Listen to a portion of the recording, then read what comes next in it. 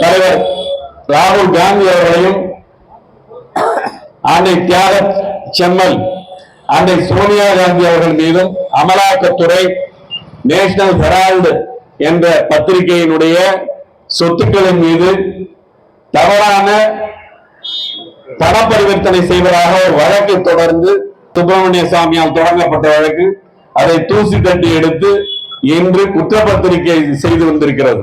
இதை எடுத்து வைத்துக் கொண்டு மிரட்டிக் கொண்டே இருப்பது என்ன இங்க வழக்கமா இங்க பாப்பீங்க. அதாவது இங்க ஏதாவது ஒரு கட்சி படிய வைக்கணும்னா உடனே ஒரு ரெய்டு, உடனே சந்த பொதுல இருக்கிறவங்களாம் உடனே அவன் காலில் விழுந்து என்னென்ன செய்தியோ எப்படியாவது எங்க காப்பாத்துங்க பகவானே அப்படின்னு காலில் வந்துருவாங்க. அவங்களை கூட்டு கொண்டு போய் சரி பண்ணி அப்படியே பேசி அப்படியே சரி பண்ணிட்டு போடுவாங்க. அதான் நீங்க பாத்துட்டு இருக்கீங்க. நேற்றுக்கு 3ஆம் நாள் கூட நேற்று ஒரு 5 கோடி ரூபாயில பெருமானோட இன்னைக்கு பிஜேபியில தலைவர். ஏன்னா அது அப்பதான் பிடிச்சாங்க, அதை மறந்துடுவீங்கன்னு நினைச்சிட்டு செய்யறாங்க. எனவே இப்படிப்பட்ட ஒரு கேவலமான பணியை நீங்க ஒரு ஜட்ஜா இருக்கீங்கன்னா, சுப்ரீம் கோர்ட் ஜட்ஜா இருக்கீங்கன்னா, குஜராத்தில் இருக்கக்கூடிய கொலை வழக்கில குற்றவாளி அமித்ஷாவை விடுதலை செய்தால் உடனே அவருக்கு கவர்னர் பதவி.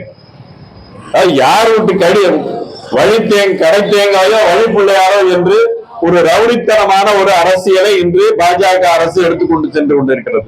வெளிப்படையாக செய்கிறது. ஒரு கொள்கை இல்லை, ஒரு ஜனநாயக கோட்பாடு இல்லை. அந்த அடிப்படையை அமலாக்கத்துறையை விட்டு இன்று அன்னை மீதும் தலைவர் ராகுல் காந்தி மீதும் இந்த வழக்கை பதிவு செய்திருக்கிறார்கள்.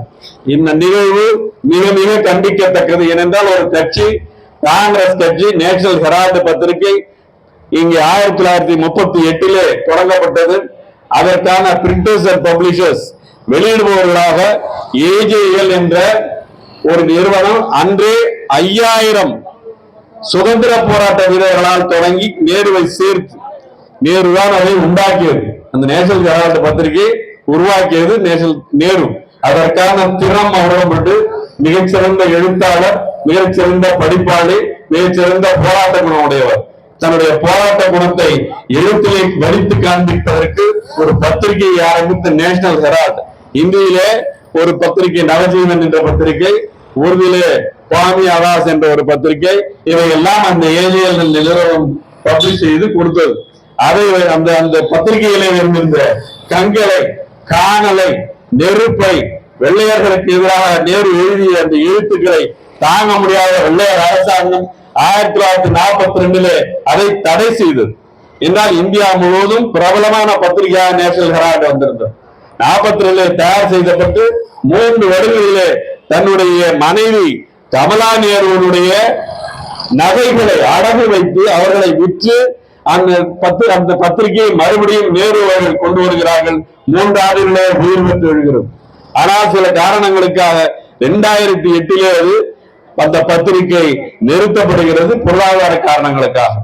எனவே அதன் பிறகு காங்கிரஸ் கட்சி அந்த பத்திரிகையில் இருக்கக்கூடிய உழைப்பாளிகளுக்கு கொடுக்கக்கூடிய சம்பளத்தை கொடுக்க முடியாத நிலையிலே அந்த பத்திரிகை இருக்கிற நேரத்தில் அதன் பிறகு அந்த பத்திரிகைக்கான பணத்தை பல 100 தவணைகளிலே ஒரு 100 கோடி ரூபாய், 90 கோடி ரூபாய் அந்த இடத்தை அந்த பத்திரிகைக்கு கொடுக்கிறது. அதற்கு இணையாக திருப்பி அந்த பத்திரிகையால் அந்த பணத்தை ஒரு கட்சி நடத்த முடியாது.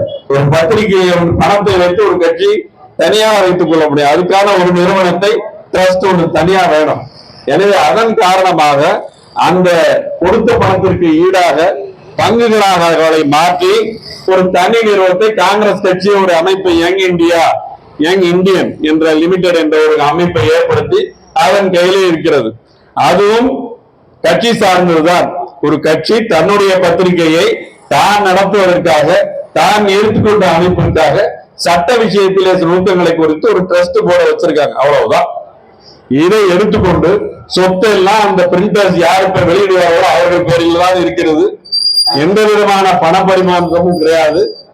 யங் இந்தியா லிமிடெட் என்று பார்த்தாலும் சரி, நார்மலா தார்மீக ரீதியாக பார்த்தாலும் சரி, எந்த விதத்திலும் எந்த அடிப்படையும் இல்லாமல் இந்த வழக்கை போட்டு இருக்கிறார்கள். இதுதான் எங்களுடைய மோடி அரசை வெளிப்படுத்த வேண்டியது. இந்த சாலையில் நிற்கிறோம் என்றால் இதுதான் காரணம்.